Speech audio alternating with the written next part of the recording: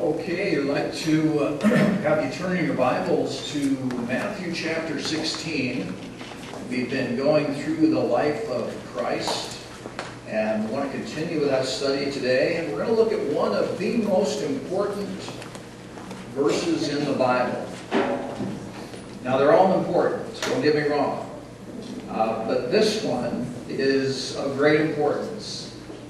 One of the verses that we're going to look at today. So you want to look forward to that. But before we get started with that, we are honored in our presence today. We have one among us. I don't know if you read the papers this week, but Jordan Huffman is all-world softball player. No, she made the all-region.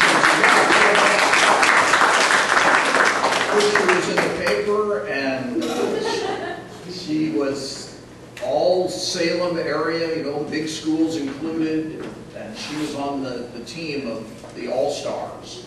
And first team All-State for the 4A division. And quite a write-up on her about her coach had great things to say. She set a record of some sort, stole how many bases? 30-some bases in a game or something.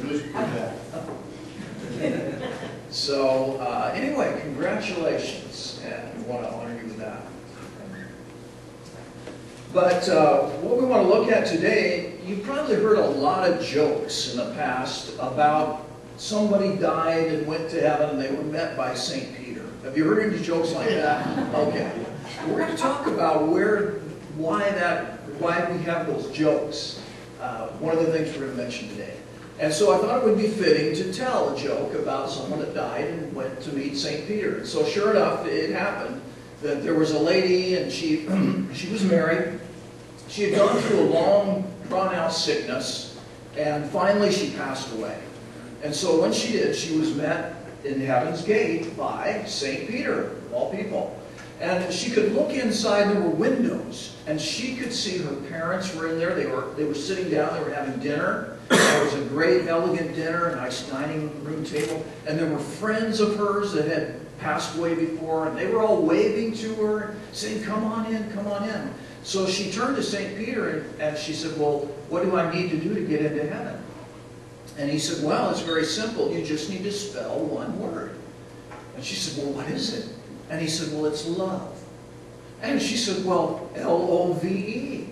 And he said, "Very good. Enter into heaven."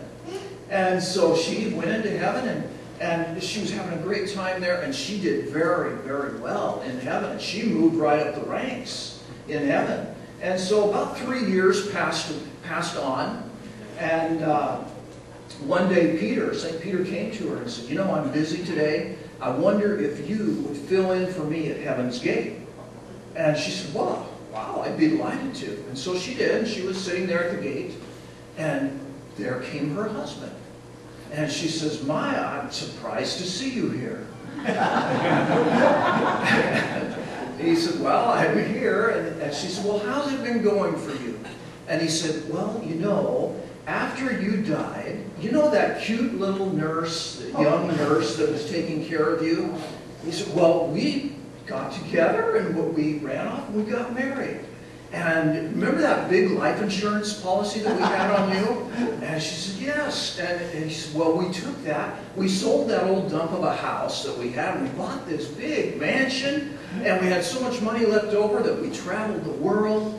And in fact, he said, the reason I'm here is because we were skiing and I was in a skiing accident and I got killed." She says, "I'm sorry to hear that."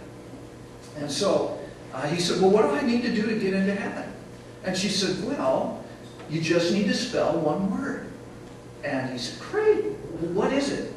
And she said, "Czechoslovakia."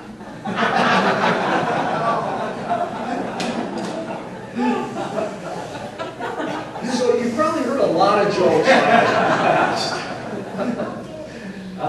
about going to heaven and meeting St. Peter.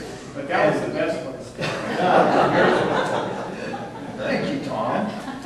Searched high and low for that. I was on the internet yesterday and I read a ton of St. Peter jokes.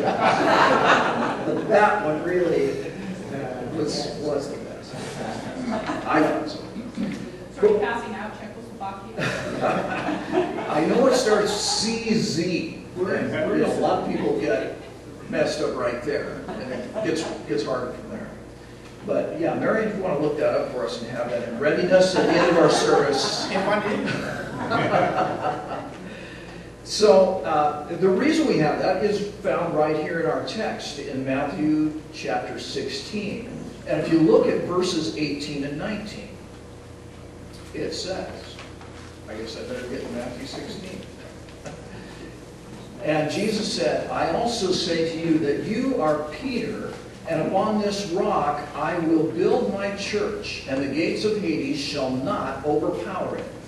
I will give you the keys to the kingdom of heaven, and whatever you shall bind on earth shall be bound in heaven, and whatever you shall loose on earth shall be loosed in heaven.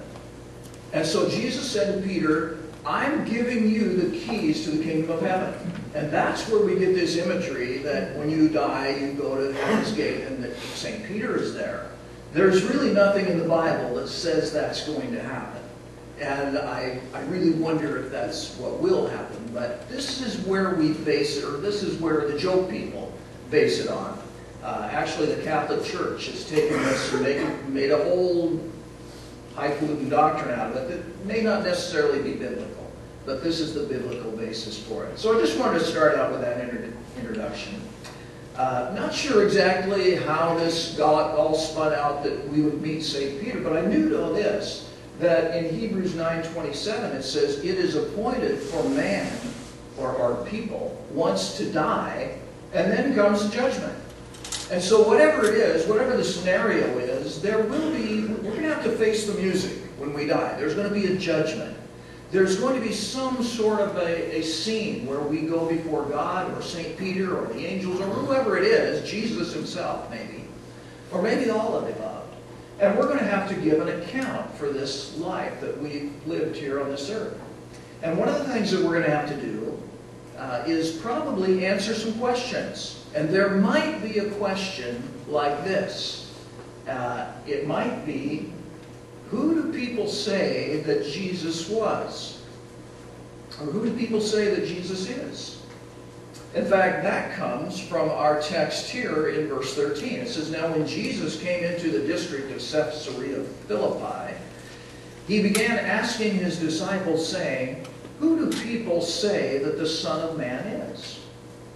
And they said, well, some say John the Baptist, and others Elijah, but still others Jeremiah or one of the prophets. And then he said to them, but who do you say that I am?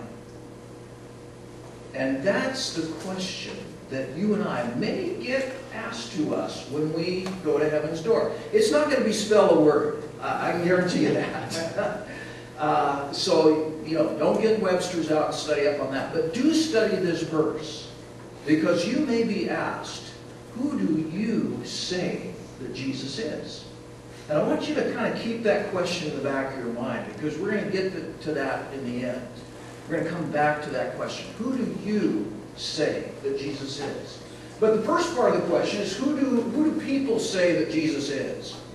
And, you get all kinds of answers. If we went out on next week during the parade, and if we went up and down the street and just asked people, well, who do you think Jesus is? Who would you say?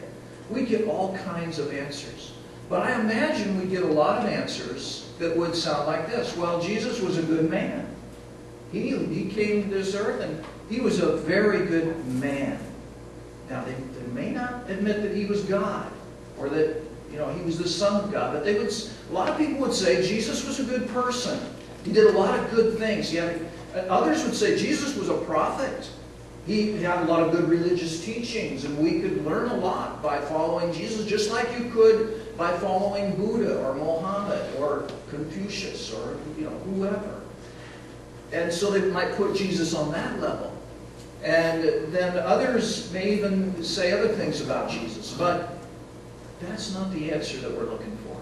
But the question is, who do you say that Jesus is? That's the big question. And Peter answered it, and this is, I would say, if not the most important verse in the Bible, it's one of the most important verses in the Bible. They're all important.